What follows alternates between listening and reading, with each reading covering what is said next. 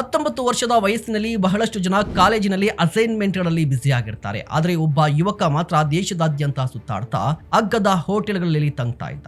ಅಲ್ಲಿ ಅವನು ಒಂದು ಸಮಸ್ಯೆಯನ್ನ ಗಮನಿಸಿದ. ಹೋಟೆಲ್ ಹೊರಗಿನ ಫೋಟೋಗಳು ಒಂದು ರೀತಿ ಇರ್ತಾ ಇತ್ತು, ಒಳಗಿನ ಕೊಠಡಿಗಳು ಮತ್ತೊಂದು ರೀತಿಯಲ್ಲಿ ಇರ್ತಾ ಇತ್ತು. ಈ ವಿಚಾರವೇ ಮುಂದೆ $1 ಬಿಲಿಯನ್ ವ್ಯವಹಾರವಾಗಿ ಮಾರ್ಪಡ್ತು. ಆ ಯುವಕ ರಿತೇಶ್ ಅಗರ್ವಾಲ್. ನಮಸ್ಕಾರ, ನೀವು ನೋಡ್ತಾ ಇದ್ದೀರಾ ಸುಮನ್ ಟಿವಿ ಬಿಸ್ನೆಸ್. ನಾನು ನಿಮ್ಮ ಮಹೇಶ್ ದಂಡು. ಒಡಿಶಾದ ಒಂದು ಸಣ್ಣ ಪಟ್ಟಣದಿಂದ ಬಂದ ರಿತೇಶ್ ಕಾಲೇಜನ್ನ ಪೂರ್ಣಗೊಳಿಸಲಿಲ್ಲ. ಆದರೆ ಅವನಿಗೆ ಒಂದು ದೊಡ್ಡ ಕನಸಿತ್ತು. ಪ್ರಯಾಣಿಕರಿಗೆ ನಂಬಿಕರ್ಹ ಹೋಟೆಲ್ ಅನುಭವ ನೀಡಬೇಕು ಅಂತ. ಅಲ್ಲಿಂದ ಹುಟ್ಟಿದ್ದೆ ಓಯೋ ರೂಮ್ಸ್. ಆರಂಭದಲ್ಲಿ ಹೋಟೆಲ್ ಮಾಲೀಕರು ಅವನನ್ನ ನಂಬಲಿಲ್ಲ, ಹೂಡಿಕೆದಾರರು ನಂಬಲಿಲ್ಲ. ರಿತೇಶ್ ನಿಲ್ಲಿಲ್ಲ. ಒಂದೊಂದೇ ಹೋಟೆಲ್ ಅನ್ನ ತನ್ನ ನೆಟ್ವರ್ಕ್ಗೆ ಸೇರಿಸಿಕೊಂಡ. ಒಂದೊಂದೇ ನಗರವನ್ನ ಗೆದ್ದ. ಕೆಲವೇ ವರ್ಷಗಳಲ್ಲಿ ಓಯೋ ಜಗತ್ತಿನ ಅತಿದೊಡ್ಡ ಹೋಟೆಲ್ ನೆಟ್ವರ್ಕ್ಗಳಲ್ಲಿ ಒಂದಾಗಿ ಬೆಳೆಯಿತು. ಎಲ್ಲವೂ ಚೆನ್ನಾಗಿತ್ತು ಅನ್ನುವಷ್ಟರಲ್ಲಿ ಕೋವಿಡ್ ಮಹಾಮಾರಿ ಬಂತು. ಪ್ರಯಾಣಗಳು ನಿಂತವು, ಹೋಟೆಲ್ಗಳು ಖಾಲಿಯಾದವು, ಬುಕಿಂಗ್ ಕುಸಿದ್ವು.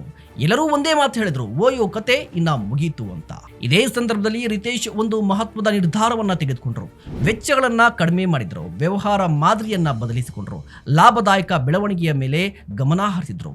ಎಲ್ಲರೂ ಭಯ ಪಡುತ್ತಿದ್ದಾಗ ಅವರು ಮತ್ತೆ ಕಂಪನಿಯನ್ನ ಕಟ್ಟೋದಕ್ಕೆ ಶುರು ಮಾಡಿದ್ರು. ಪರಿಣಾಮ ಓಯೋ ಮತ್ತೆ ಎದ್ದು ನಿಲ್ತು, ಮತ್ತೆ ಬೆಳವಣಿಗೆ ಆರಂಭ ಆಯಿತು, ಮತ್ತೆ ಮಾರ್ಕೆಟ್ ಸ್ಟ್ರಾಂಗ್ ಆಯಿತು. ಓಯೋ ನಮಗೆ ಕಲಿಸಿದ ಅತಿ ದೊಡ್ಡ ಪಾಠ ಏನು ಗೊತ್ತಾ?